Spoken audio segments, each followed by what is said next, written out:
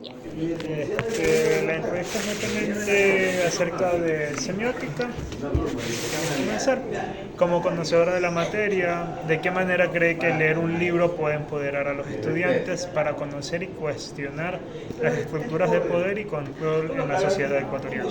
Bien, es fundamental que los jóvenes actuales lean porque a través de la lectura el estudiante se informa, aprende y no repite lo que los demás dicen, sino es que tenga esa capacidad de poder discernir y poder realizar una crítica desde su punto de vista, es decir, desde el punto de sus conocimientos, para así tener una visión mucho más amplia o de las realidades existentes, que es lo que sucede en la actualidad, ¿no? Que los jóvenes no leen y lo que hacen es repetir lo que el otro dice. Es decir, no me informo porque no me gusta, utilizo redes sociales donde hay la información, pero no la aplico para adquirir conocimiento, sino para situaciones que a lo mejor no benefician a su vida estudiantil o profesional. ¿Cree que si un estudiante, ¿Cree que si un estudiante lee un libro que toque temas de manipulación mediática en un contexto político, el estudiante va a poder desarrollar una opinión crítica frente a esta problemática? Eh, bueno, depende, ¿no? Depende hacia dónde él va la lectura o hacia dónde está él dirigido dentro de una base política, ¿no? Porque si un estudiante o un joven no tiene eh, una política ya definida, es decir, a ver, yo me voy por este candidato, automáticamente él sí va a poder discernir o decir, a ver, yo a través de esta lectura, yo voy a poder sacar conclusiones si es o no real lo que hablan o lo que dicen de ese político. Pero ¿qué pasa en la actualidad? Que los jóvenes no se interesan por conocer la historia. Simplemente con lo que escuchan de las otras personas que a lo mejor no son partidarias de ese partido político.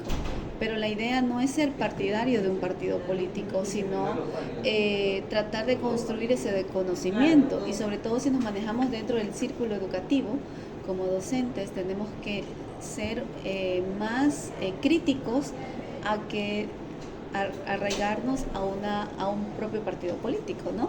Porque cada uno de los partidos políticos o la política en general tiene sus pros y sus contras, y eso hace que eh, la sociedad o las personas empecemos a analizar y a pensar y decir, a ver, equilibrarnos, esto fue bueno, esto es malo, esto sirve, esto no sirve, pero hay que saber decir, a ver, yo como profesional estoy indicando de que estas políticas son válidas para esta sociedad, pero a lo mejor ustedes pueden decir estas políticas no son válidas para esta sociedad, pero no porque lo escucharon, sino porque lo leyeron, porque lo analizaron y porque lo pensaron y lo criticaron, y decir, sacamos conclusiones de que no son válidas, pero tiene un fundamento, y ese fundamento es la principal es lo principal dentro de un pensamiento crítico o de una crítica, ¿no? Y esto se hace aquí, la crítica constructiva, que ayuda a mejorar ciertas situaciones. Ya. Ahora sí, entrando al tema netamente de semiótica, ¿qué papel juega esto en ayudar a los estudiantes a entender y reflexionar sobre las desigualdades económicas e injusticias sociales de Ecuador? Bien, la parte de la semiótica, como sabemos, trabaja con los símbolos y signos, ¿no? Entonces es fundamental esta temática porque ayuda al estudiante a descifrar lo implícito y lo explícito que hay dentro de las frases. Si nosotros nos vamos a la parte sociopolítica de nuestro país, que son manejadas a través de discursos políticos, el estudiante que estudia semiótica podrá entender qué cosas nos quiere transmitir ese discurso. ¿Por qué? Porque cuando encontramos una palabra repetitiva dentro de una pronunciación o de un discurso o de un mensaje o de una conversación, esa palabra repetitiva tiene un significado, tiene un por qué se lo hace y tiene un fin. Entonces, cuando alguien conoce la base de la semiótica, va a poder interpretar qué cosas está ahí implícito. Y eso hace que el estudiante pueda analizar esa temática desde su punto de vista y de la mejor manera, para así poder tomar una decisión buena o mala de acuerdo a la percepción de su conocimiento en base a la semántica. O sea, en todo caso, ¿usted considera que la semiótica no solo ayuda a lo escrito, sino que también como que a los actos, a lo verbal, que la gente nos dice? A los movimientos, a todo. La semiótica te ayuda a todo eso, porque usted es una persona que transmite comunicación a través de gestos. Entonces, en el momento que usted está haciendo un gesto, rápidamente nos identificamos qué gesto facial te está llevando a una respuesta, algún comentario equivocado o a lo mejor una respuesta positiva. Entonces desde allí tú vas notando qué pasa, no solamente en los escritos, sino también en la parte simbólica, ¿no? Si nosotros decimos ahorita silla, rápidamente en tu cabeza viene una imagen de una silla, ¿no? Entonces a lo mejor no estamos pensando en esa silla de ubicarte, sino una silla de ruedas, pero rápidamente nuestro cerebro capta esa imagen, que es ese signo, ese símbolo que nosotros interpretamos. Ahora, sí, ¿usted considera que existe alguna estrategia semiótica para que los docentes promuevan una conciencia crítica y una participación activa en los jóvenes frente a los problemas sociopolíticos?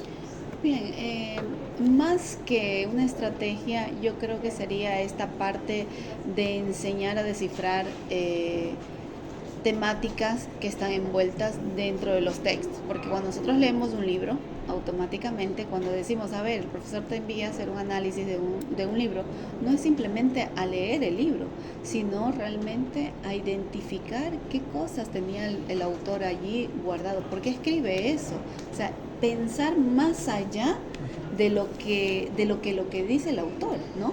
Y lo vas desarrollando de acuerdo a tu imaginación, porque vas viendo cómo se va desarrollando la obra y vas tú imaginando esos escenarios, esos paisajes, y todo eso juega la semiótica. Entonces, la estrategia es más dar al estudiante que empiece a pensar más allá de lo que se está diciendo o hablando en ese momento. Es eso, hacer que el estudiante, su imaginación vaya más allá y su pensamiento vaya más allá, que no se quede en lo limitado, sino que suba de ese límite, suba lo más que pueda subir. Entonces eso es primordial dentro de este estudio. Y ahora, para terminar, ¿en qué medida cree usted que el análisis semiótico de los símbolos relacionados con los derechos individuales y libertades civiles representado en una obra literaria puede fortalecer la comprensión y la defensa de estos derechos entre los estudiantes? Bueno, funciona muchísimo el estudio de los símbolos dentro de las obras literarias, son primordiales porque hablamos de un contexto muy antiguo y lo relacionamos con un contexto actual y nos damos cuenta que estas situaciones se siguen repitiendo a pesar del tiempo y de los años. Entonces, estos ejemplos o estas enseñanzas que en algún momento quedaron escritos en un contexto, por ejemplo, si hablamos de 1960, ese contexto que sucedió dentro de un lugar o de una provincia, por ejemplo, si tocamos el tema de provincia de Manabí, si nosotros ponemos a leer obras que tienen simbología, donde te hablan del río, de la naturaleza, de la importancia que es vital el agua, por ejemplo, ahí estamos trabajando con varios símbolos.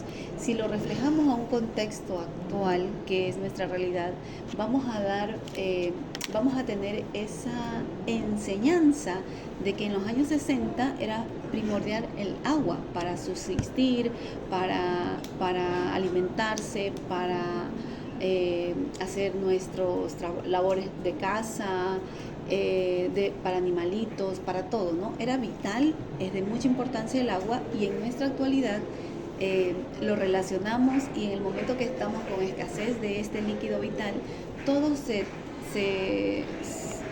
vuelve distinto dentro de tu casa, dentro de tu hogar, dentro de tus instituciones educativas. ¿Por qué? Porque estamos necesitando de ese líquido vital. Entonces, estos símbolos que en algún tiempo atrás, en ese contexto, fueron importantes, nos están enseñando que siguen siendo importantes y valiosos. Entonces, el estudio de las obras literarias nos permiten a nosotros entender nuestro pasado, entender nuestro presente y entender nuestro futuro, porque de esa manera nosotros estamos identificando las necesidades que hubieron en aquella época y que las seguimos viviendo y que no cambian. Entonces, a lo mejor estas obras nos hacen un poco movernos y decir, a ver, ¿qué está pasando en esta actualidad? ¿O qué estoy haciendo yo como persona? Entonces, sí te enseñan a reflexionar, a mejorar y a entender la vida pasada, ¿sí? Son fundamentales. Por eso es importante que los jóvenes de ahora escriban las realidades actuales para que las nuevas generaciones puedan también entender nuestras necesidades, que a lo mejor en esa época también vayan a ser sus necesidades y que en base a eso puedan ellos aprender y enseñar a los demás. Maestra, yo tengo otra pregunta. ¿De qué forma usted considera que la parte psicológica en este aspecto sería lo que es el desarrollo del cerebro y su evolución, a cómo se le ha estudiado psicológicamente, puede llegar a afectar o a influir en lo que es el pensamiento crítico, específicamente en este caso con los adolescentes? Cuando el profesor Elvis nos mencionó un poco de esto, fue que nos dijo que específicamente cuando se llega a la edad del burro, que solemos llamarle, es realmente donde el adolescente empieza a desarrollar su pensamiento crítico. Es realmente donde el adolescente empieza a cuestionarse por qué si mi papá me dice esto, está haciéndolo de allá. Entonces, ¿en qué aspecto usted considera que esta parte de desarrollo psicológico influye también con lo que es el pensamiento crítico y específicamente con lo que es la paratextualidad dentro de lo que estamos hablando, de los libros y la semiótica? Porque, por ejemplo, en los adolescentes, ahí es el punto de partida de su vida, ¿sí o no? Ya no deciden en escuchar al adulto, sino en escuchar a las personas de su tamaño, de su misma edad y todo, y a sus iguales, ¿no? Empiezan a creer más en ellos. ¿Y qué pasa cuando empezamos a creer más en ellos? Pasan problemáticas que le suceden a los adolescentes porque estos otros grupos igual a ellos tienen las mismas características, que no han desarrollado esta parte de la criticidad, porque son jóvenes, son niños, están empezando a ver recién la realidad de la vida. Entonces, ¿qué pasa con ellos? Aquí influye mucho la parte educativa. ¿Por qué? Porque el profesor aquí es la etapa donde debe inculcar a este pensamiento crítico. ¿Y cómo vamos a inculcar este pensamiento crítico? Que nuestra academia o nuestros contenidos sean reflejados a la realidad existente, para que ellos puedan empezar a entender la realidad en la que ellos están, porque realmente en esa etapa que todos los hemos pasado, vivimos en una realidad que no existe, que la creamos nosotros, que pensamos que todo es fácil, que todo es sencillo, que me voy de mi casa porque yo puedo subsistir solo, pero no tenemos la base o la realidad de qué es lo que cuesta dentro el irse a vivir solo, ¿no? Cuando ya estamos en esa realidad, entendemos recién qué es lo que sucede. Entonces, ¿qué pasa? Nosotros entendemos a través de un ejemplo, ¿verdad? Para poder llegar hacia las realidades correctas. Entonces, lo ideal aquí, que en esta etapa de adolescente, es donde nosotros como docentes debemos enseñar al estudiante con el ejemplo, para que ellos vean las realidades existentes. Y en base a esas realidades existentes que yo vivo, que yo experimento, que yo observo, que yo vi a mi vecino lo que le pasó, vi a mi amigo lo que le pasó, vi a mi familia lo que le pasó, yo de allí ya saco un pensamiento crítico y digo, a ver, yo no puedo hacer eso. O yo sí lo puedo hacer porque a mí no me va a afectar. Pero ya ahí empiezas a crear un pensamiento crítico dentro del estudiante, porque le vas enseñando la realidad existente. Mientras no le enseñemos la realidad existente, pues no aterriza nadie. Y nos pasa no solamente a la edad del burro, nos pasa a los adultos. A veces tenemos problemáticas y nos echamos a perder y decimos no, pero cuando llega alguien te dice, a ver qué te pasa, te está pasando esto.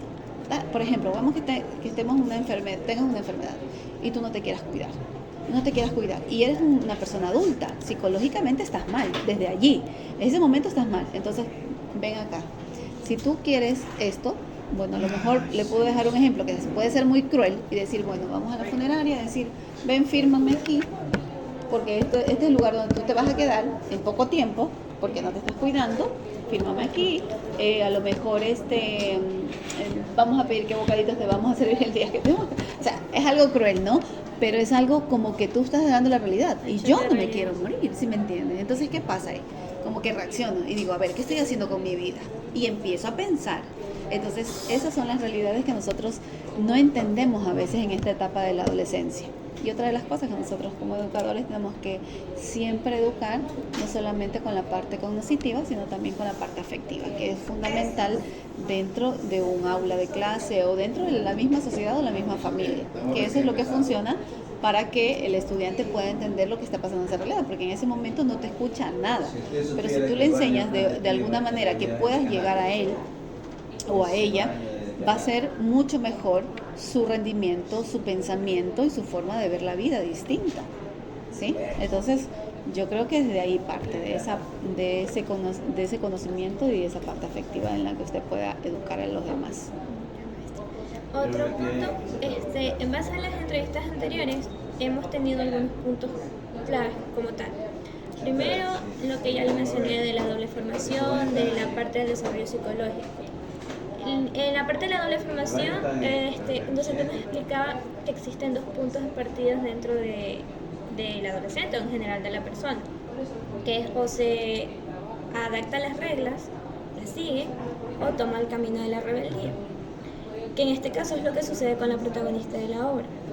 Y que es lo que generalmente sucede cuando hay grupos activistas y demás. Entonces, el otro punto que se tocó aquí también con otro docente es la parte de los valores, que los valores que tiene uno como persona, en este caso el adolescente, ayudan a tomar partida y sus decisiones y llegar a un pensamiento crítico.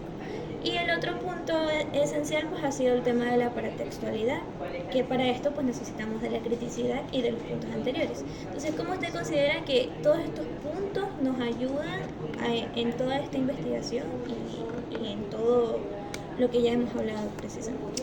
Por ejemplo, cuando hablamos nosotros de esa conducta o de esa forma de pensar del estudiante o la forma de actuar de un estudiante, estamos hablando de un modelo conductual, ¿no? Un modelo conductual donde el estudiante actúa de acuerdo a su ambiente, ¿sí? De acuerdo al ambiente. Entonces, ¿qué pasa aquí cuando tú actúas de acuerdo a tu ambiente? Tú empiezas a obtener los valores que estás hablando allí de acuerdo al lugar donde tú estás, te portas de acuerdo al lugar donde estás, porque hay estos estímulos que te llevan a actuar de esa manera. Por ejemplo, a ver, yo digo, a lo mejor yo digo, viene un estudiante a esta clase y este estudiante molesta al compañero que está haciendo la tarea. Aquí ya hay un estímulo en el momento que él le hace una conversación a este compañero. Este compañero que está educado, que está escribiendo, ya está reaccionando a este estímulo porque le responde a la conversación que el otro compañero le está haciendo. Entonces, él está actuando en ese momento no como su yo, sino como su estímulo y cómo le está actuando su medio conductual en ese momento a través del ambiente. Y es lo que pasa con estos estudiantes o con estos jóvenes adolescentes que actúan de acuerdo a su ambiente. Si tú te rodeas en un ambiente donde existen malas costumbres, malas palabras, pocos valores, tú vas a vivir desde ese punto de vista, a pesar de que digas, no, yo no, a pesar que ve ahí, yo quiero ser educado, o sea, pero es que tu ambiente te lleva a decir malas palabras, aunque tú no lo quieras decir. ¿Ya? Aunque lo evites, te lleva. Entonces, estos estímulos que hay en el ambiente son los que nos hacen hacer este tipo de situaciones, ¿ya? Y aquí el estudiante actúa de acuerdo a eso. ¿Qué tenemos que hacer para que el estudiante cambie? Tratar de hacer estímulos en contra de estos estímulos negativos, porque hay estímulos positivos y estímulos negativos. Entonces, en este momento, ahí pensamos esta parte psicológica, ¿no? ¿Cómo yo hago que este joven cambie? Entonces, el otro día escuchábamos un video, por ejemplo, de una maestra con un niño, por ejemplo, de un niño que cuando estaba en primer grado era excelente, ¿ya? era un niño excelente y no tenía ninguno. Entonces hicieron un modelo de diagnóstico. Entonces, vamos a hacer un diagnóstico de este joven durante todos los años, ¿no? El primer año se portó excelente, buenas calificaciones, un niño estable. En el segundo año, el niño fue cambiando, pero se hizo el diagnóstico, fue bajando rendimiento, bla, bla, bla, porque su madre enfermó. El tercer año, el joven bajó al 100% sus calificaciones porque y tuvo la pérdida de su madre. Su madre murió. En el cuarto año el niño vive solo, no estudia correctamente, su padre creo que le maltrata, no le ayuda en clases y él sigue bajando el rendimiento y su comportamiento en clase es fatal. La maestra de ese año llega a diciembre y dice: yo ya no quiero saber más de este joven, y se lo entrega, ¿no? Yo le entrego a usted, padre de familia, yo no quiero saber más de su hijo porque su hijo es malcriado, ocioso, no hace caso, nada. Va donde la directora y le dice: yo no soy maestra para estar educando a este joven, o sea, ya, hasta aquí, no quiero saber más de este niño. Viene la directora y no le dice absolutamente nada, sino que le entrega su diagnóstico y lee y empieza a leer, se da cuenta que este joven está con estímulos de su ambiente por situaciones que han pasado a su alrededor. Entonces, su conducta cambia y su parte psicológica también cambia. ¿Por qué? Por las situaciones o los estímulos que hay en su ambiente. Luego de eso, la maestra cambia su forma de ser. La maestra también es estimulada, ¿se dieron cuenta? Estimuló su forma de pensar. Y esa parte psicológica cambió el chip aquí. Lo cambia porque dijo: este niño no es un chico malo, solo que está pasando por situaciones complicadas o complejas que a lo mejor si yo actúo de esta manera le voy a hacer otro daño. Entonces tú cambias psicológicamente desde ese momento y le empieza, llega la Navidad, entrega un obsequio a cada chico, abre el niño rebelde y todo, también le entrega un obsequio y le entrega un brazalete viejo y un perfume casi acabado a su maestra. Y los compañeros empiezan a reírse. Hay otro estímulo allí de mal comportamiento del resto burlándose del estudiante.